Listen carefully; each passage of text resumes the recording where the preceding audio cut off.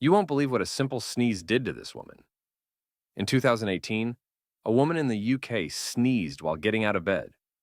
She blacked out. When she woke up, she thought it was 2010. She had no memory of the past 8 years.